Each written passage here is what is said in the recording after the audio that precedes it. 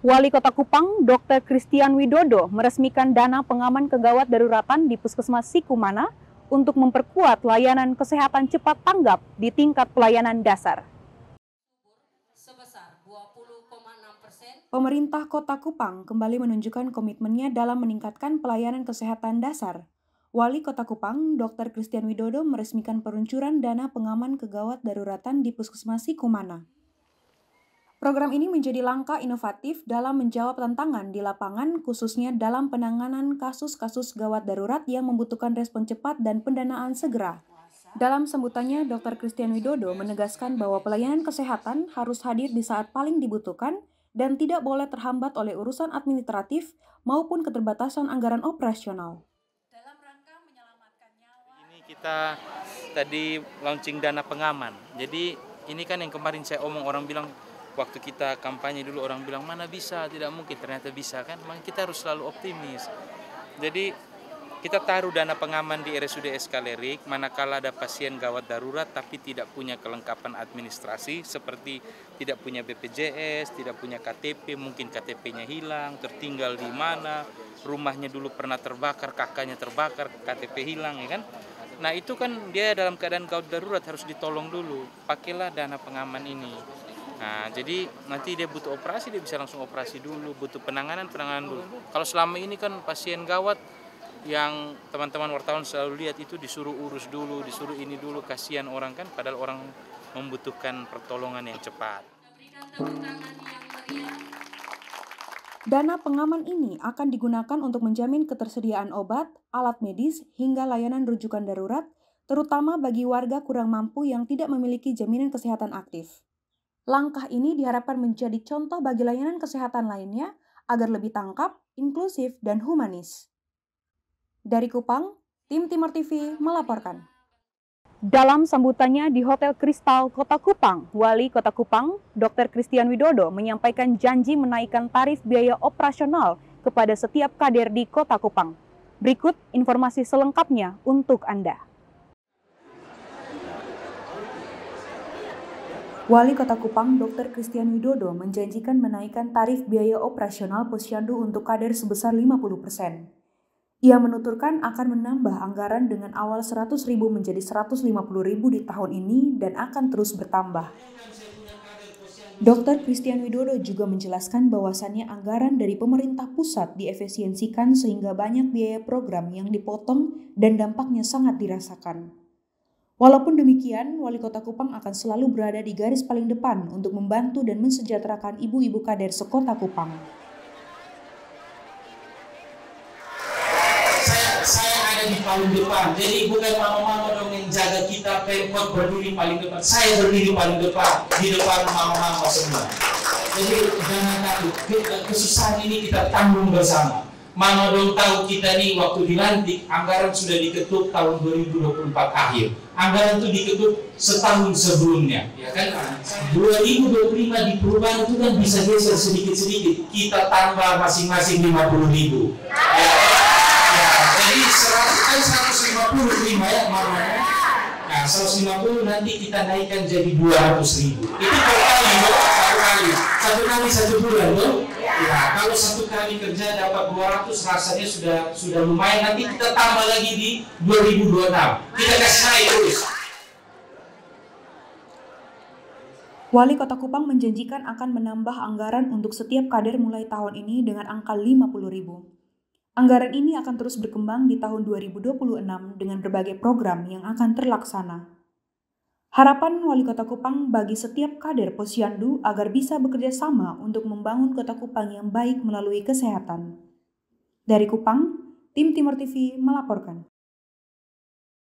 Momen curhat kader dalam penyerahan personal Posyandu memberikan reaksi tersendiri pada Wali Kota Kupang dalam memperhatikan semua kader di Kota Kupang. Berikut informasinya untuk Anda.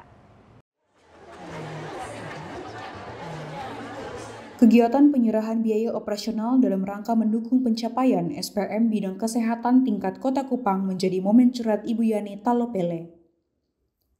Kader dari Posyandu Flamboyan Kelurahan Fatu Besi itu mencurhatkan isi hatinya kepada Wali Kota Kupang dan Kepala Dinas Kesehatan untuk selalu memperhatikan setiap kader di Kota Kupang. Ibu Yani sangat mengharapkan bantuan anggaran dari pemerintah. Ia menganalogikan mereka bukan seperti sayur di pasar yang dihargai dengan 100.000 per bulan. Momen curhat kader flamboyan itu memberikan angin segar bagi pemerintah agar dapat terus memperhatikan kegiatan kesehatan di Kota Kupang.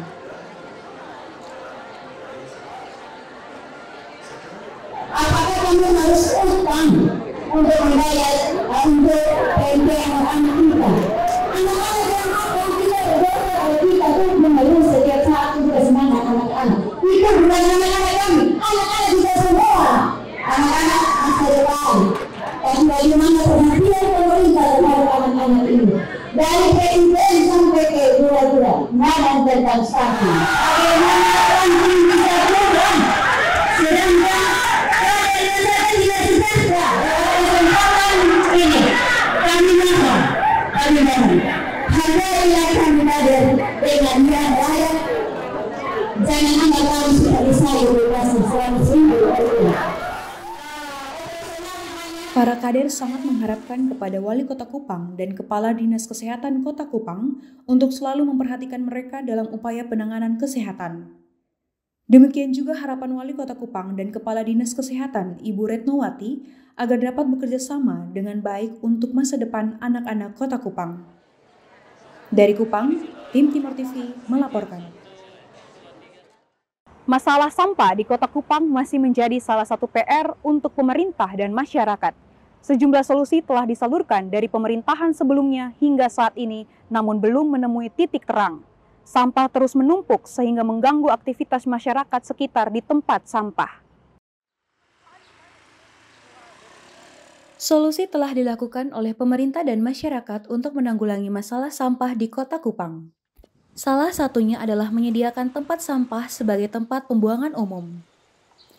Namun masalah sampah menjadi titik permasalahan paling serius yang ada di Kota Kupang. Hal ini dirasakan juga oleh Maria Petronella Jari. Ia menuturkan, kurangnya tempat sampah di sudut-sudut kota menimbulkan bau yang tidak sedap dan mengganggu aktivitas masyarakat sekitar. Sebenarnya ini bukan suatu masalah yang baru ya, ini sudah dari lama sekali, dimana kita lihat khususnya di daerah-daerah, mungkin kalau di perkotaan mungkin sudah ada bak-bak sampah sudah terrealisasikan dengan baik, tapi jika kita ke daerah-daerah pinggir, khususnya di Kabupaten Kupang ini, itu masih banyak sekali tempat-tempat yang sampahnya itu berserak-serakan, bahkan menimbulkan bau ya, tidak hanya kepada kita yang lewat, tetapi juga kepada penghuni masyarakat ataupun anak kos di sekitar daerah tersebut. Staf Advokasi Walhi NTT, Grace Gracelia menuturkan, masalah sampah paling kronis adalah di saat hari raya atau sampah hari raya. Dijelaskan sampah hari raya menjadi permasalahan yang tak kunjung selesai. Hal ini dikarenakan para pekerja sampah meliburkan diri pada hari raya.